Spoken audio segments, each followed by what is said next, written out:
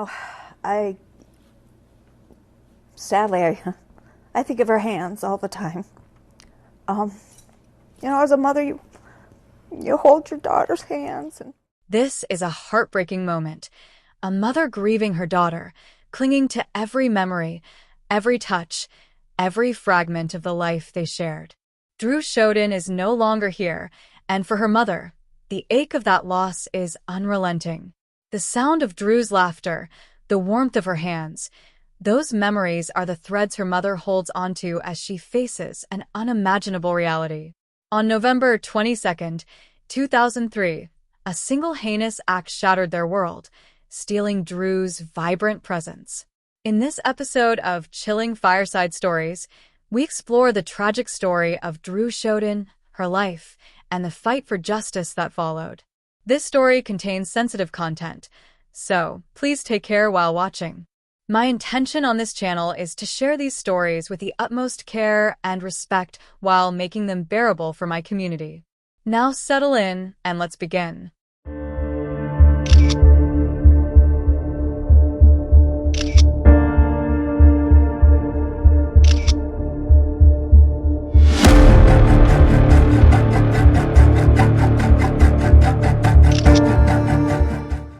Dru Sjodin was born on September 26, 1981, in Minneapolis, Minnesota.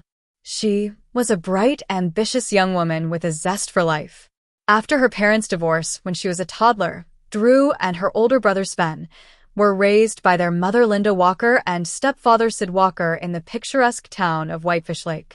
Dru's zest for life shone through in everything she did.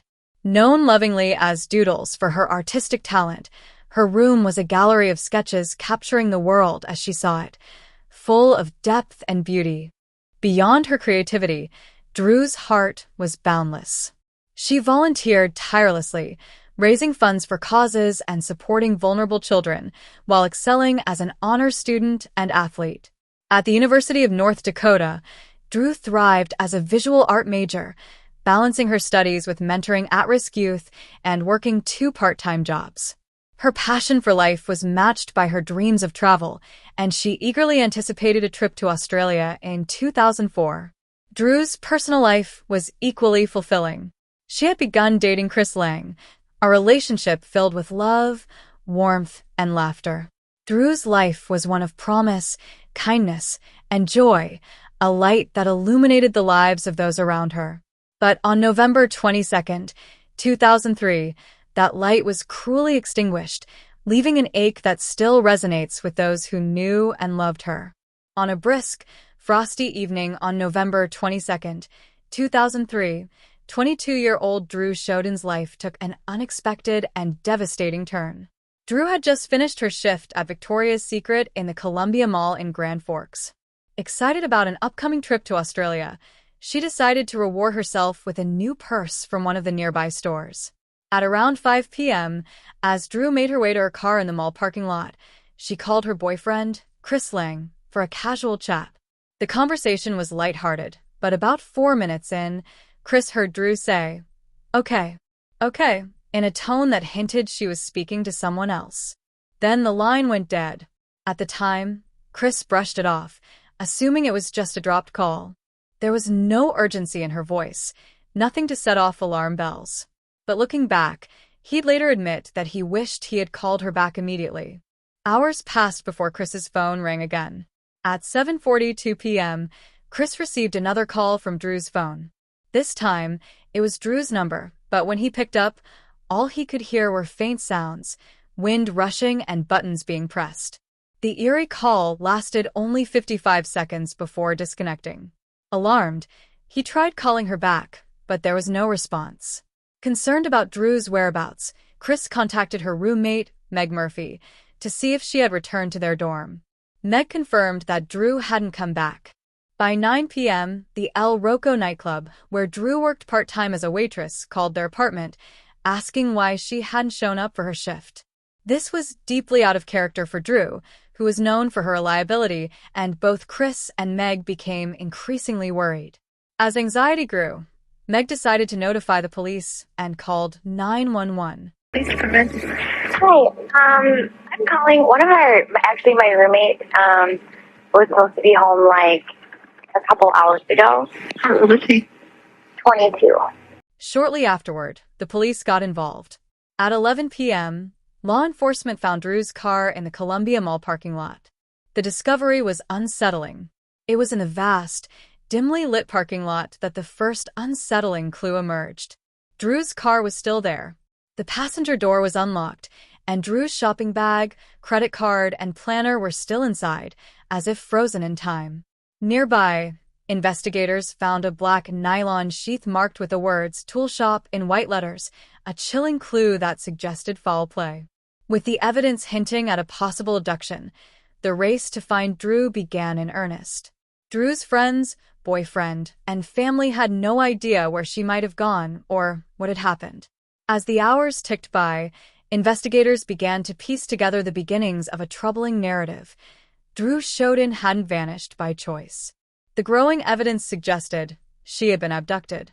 Detectives first turned their attention to Chris Lang, Dru's boyfriend, as a potential lead. However, it didn't take long to rule him out as a suspect. He was in Minnesota, over 300 miles away, at the time of Dru's disappearance. The next morning, detectives headed to the Columbia Mall, where Dru had last been seen, to review security camera footage. While there were no cameras in the parking lot where Dru's car was found, they discovered several cameras inside the mall.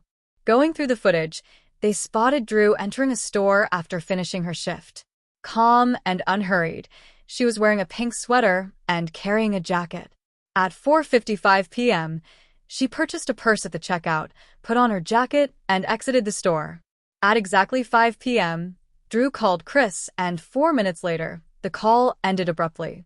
To retrace Dru's final steps, a detective conducted an experiment. Starting at the store, he set a timer for 4 minutes and walked toward the parking lot where Dru's car had been found. When the timer went off, he had reached the parking area. This confirmed that something likely happened to Dru near her car. However, without surveillance footage of the lot, the lack of direct evidence hindered their progress. As word of Dru's disappearance spread, the story captured national attention. Thousands of volunteers joined law enforcement and FBI agents in the search. Using helicopters, ATVs, horses, and search dogs, they combed through the fields surrounding Fisher, Minnesota, where Dru's phone last sent a signal. Despite their exhaustive efforts, the search initially yielded no significant leads. 3 days later, a chilling discovery was made. A boot was found under a bridge in Crookston, Minnesota, roughly 30 miles from the Columbia Mall. Dru's roommate confirmed that she had been wearing those boots on the day of her disappearance, and forensic analysis identified the boot as Dru's. Unfortunately, further searches in the Crookston area led to no additional breakthroughs. As the investigation continued, a $20,000 reward was offered for information about Dru's whereabouts, later increasing to $140,000. Detectives, determined to find answers, revisited the mall's surveillance footage. This time, they focused not on Dru, but on anyone acting suspiciously around the time she disappeared.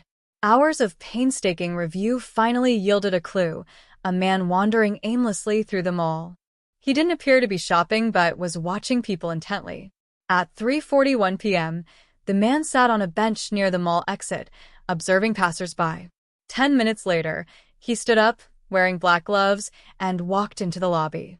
Investigators noted that shortly before he left his seat, a blonde woman with a grocery cart walked past him, heading toward the parking lot. The detectives believed this was no coincidence. The man appeared to be targeting specific individuals and may have shifted his attention to Dru later that evening. His behavior raised alarm bells, and identifying him became a top priority in the case. As investigators delved deeper into Dru Sjodin's disappearance, they noted that she was the only person reported missing from the Columbia Mall parking lot that day. Surveillance footage had already revealed a suspicious man wandering the mall, and detectives speculated that he may have been targeting specific individuals. Given the slight resemblance between Dru and another woman the man had been seen following earlier, it was suggested that he might have had a particular image of his intended victim.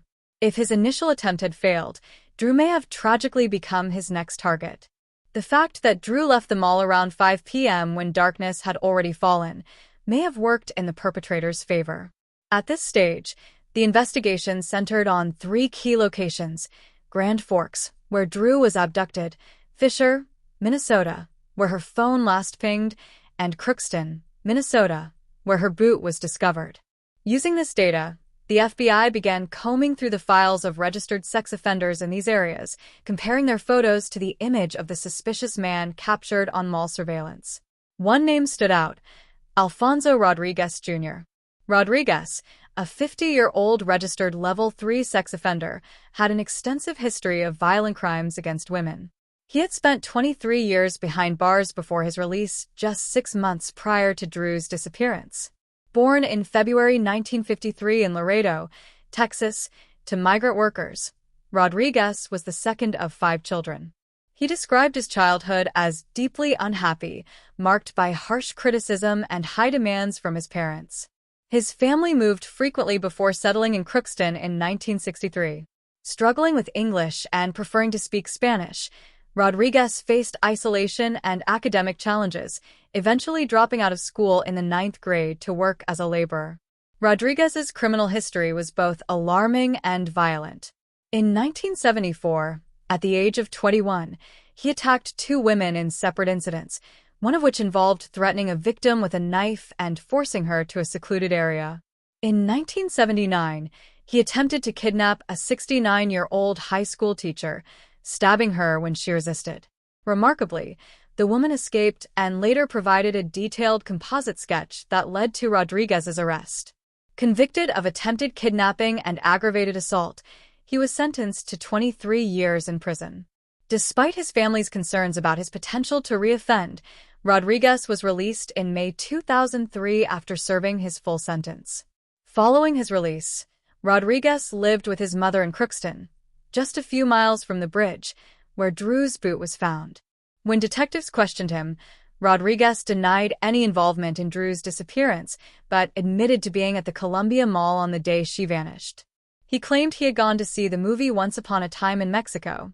However, investigators quickly discovered that none of the local theaters were showing that film on that day. Forensic analysis of Rodriguez's car uncovered dark red stains, identified as Dru's blood, on the rear passenger window, back seat, and other areas. Grand Forks County Sheriff Dan Hill somberly stated, "It looks at this time like there's no chance we're going to find Dru alive. This has become a recovery mission." The mounting evidence solidified the case against Rodriguez, but the search for Dru's body pressed on. Investigators uncovered more damning evidence against Alfonso Rodriguez Jr. when they matched blood found in his car to Dru Sjodin's DNA, confirmed using her toothbrush. Additionally, a folding knife discovered in the trunk matched the sheath found near Dru's car in the mall parking lot. A receipt from a hardware store just yards away from the mall revealed that Rodriguez had purchased the knife and sheath prior to Dru's disappearance. Despite Dru's body not yet being found, this evidence was enough to formally charge Rodriguez. On December 1, 2003, 8 days after Dru went missing, Rodriguez was arrested.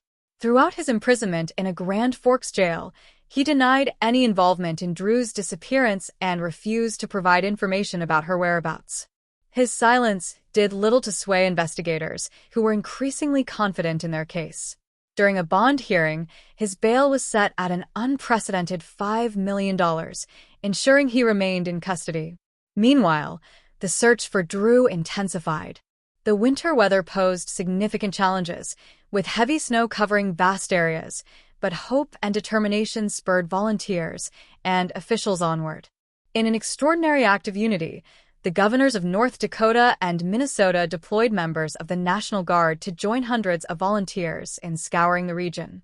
North Dakota Governor John Hoeven remarked that Dru's disappearance had deeply impacted every North Dakotan, while Minnesota Governor Tim Pawlenty praised the community's collaboration and resolve.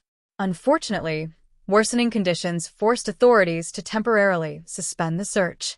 But when spring arrived and the snow began to melt, efforts resumed in earnest. After 5 long months of searching, on April 17, 2004, the heartbreaking discovery was made. Dru's body was found in a field near Crookston, Minnesota, just miles from the bridge where her boot had been located. The news devastated her family. Dru's father, Dru Sjodin, shared, "We were waiting for that call, and when it came, we all stopped living for a second." The field where her body was discovered had been searched previously, but had likely been obscured by large snowdrifts. The details of Dru's final moments were harrowing. Her body was found partially undressed, with her hands bound and a rope around her neck. Evidence suggested that a plastic bag had been placed over her head and tied with the rope. Hair containing Rodriguez's DNA was recovered from her jacket. The medical examiner identified 3 possible causes of death: a severe neck wound, suffocation, or hypothermia. On April 24, 2004, Dru's family and friends gathered to say their final goodbyes. Approximately 1,500 people attended the ceremony, mourning the loss of a young woman whose light had been stolen far too soon. Because Dru's abduction involved crossing state lines, the case became a federal matter. Despite North Dakota abolishing the death penalty in 1975 and Minnesota not practicing capital punishment, federal prosecutors pursued the death penalty for Rodriguez. On August 30, 2006, Alfonso Rodriguez Jr. was convicted of Dru's kidnapping and murder. The jury unanimously recommended a death sentence, which was handed down by Judge Ralph Erickson on February 8, 2007. Addressing Rodriguez, Judge Erickson stated that his actions had forced both the jury and the court to make an incredibly difficult decision. Rodriguez became the first individual in nearly a century to receive a federal death sentence in North Dakota. However, in 2013, after 6 years on death row, he confessed to his role in Dru's abduction and murder, a chilling revelation that only confirmed the immense suffering he had caused. Yet, even with this confession, the story of justice in Dru's case was far from over. The complexities of the legal proceedings surrounding Alfonso Rodriguez Jr. continued to unfold years after his initial sentencing. While his conviction for Dru Sjodin's kidnapping and murder remained intact, questions emerged about whether his trial had been conducted fairly. These concerns led to significant developments in his case. Rodriguez's legal team raised multiple issues, prompting the government to reevaluate key aspects of the trial. They examined potential jury misconduct, forensic inaccuracies, and the handling of Rodriguez's mental health evaluation. A central point of contention involved testimony from Ramsey County Medical Examiner Dr. Michael McGee, who had provided critical details about Dru's cause of death during the original trial. Upon review, it was determined that Dr. McGee's testimony was unreliable, misleading, and lacked sufficient support. Additionally, it was argued that Rodriguez's defense attorneys had failed to adequately investigate his mental health, which could have potentially supported an insanity defense. While there was evidence to suggest that Rodriguez might have suffered from severe post-traumatic stress disorder, PTSD, and dissociative experiences, this information was not presented during the trial. Legal experts later asserted that the jury, if presented with the full extent of Rodriguez's mental health challenges, might have considered a life sentence rather than the death penalty. This lack of evidence, combined with the inaccuracies in Dr. McGee's testimony, ultimately led U.S. District Judge Ralph Erickson, the same judge who had imposed Rodriguez's death sentence in 2007, to overturn it in 2021. Judge Erickson cited procedural errors and the exclusion of critical mental health evidence as grounds for his decision, describing the medical examiner's testimony as speculative and unsupported. On May 18, 2023, Rodriguez was resentenced to life in prison without the possibility of parole. U.S. Attorney for North Dakota, Max Schneider, emphasized that while the death penalty was no longer an option, Rodriguez would spend the remainder of his life behind bars. What will not change, Schneider stated, is that Alfonso Rodriguez Jr. will draw his last breath in a federal prison. Dru Sjodin's heartbreaking case revealed glaring flaws in the justice and corrections systems. Alfonso Rodriguez Jr., a Level 3 sex offender with a known history of violent crimes against women, was inadequately supervised after his release in May 2003, despite the high risk he posed. The law required him to register as a sex offender, but it did little to alleviate the fears of his community. A town meeting informed residents of his presence, but unease remained palpable. One widow spoke of heightened security measures at her home, while others expressed growing anxiety over their safety. Dru's tragic loss became a catalyst for legislative change. On July 27, 2006, President George W. Bush signed the Adam Walsh Child Protection and Safety Act, which included Dru's law. This renamed the National Sex Offender Public Registry to the Dru Sjodin National Sex Offender Public website, making offender information accessible across all state and tribal boundaries. Minnesota Governor Tim Polleny described the case as a sobering wake-up call, urging reforms for stricter sentencing and extended supervision of dangerous offenders. He advocated for GPS tracking of high-risk individuals post-release and stressed the need for systemic changes to prevent further tragedies. Dru's legacy goes beyond legislative reforms. In 2004, the University of North Dakota created a scholarship in her name, offering opportunities to students while honoring Dru's memory. Recipients often describe the scholarship as both a privilege and a responsibility, reflecting the profound impact Dru had on those who knew her. Additionally, a memorial garden in her hometown serves as a serene space for reflection and remembrance. Her mother, Linda Walker, transformed her grief into a mission for change, becoming a passionate advocate for raising awareness about sexual violence. Through her tireless work, Linda has inspired communities to take action and create safer environments. Reflecting on her journey, Linda shared, "Losing Dru was a life-altering tragedy.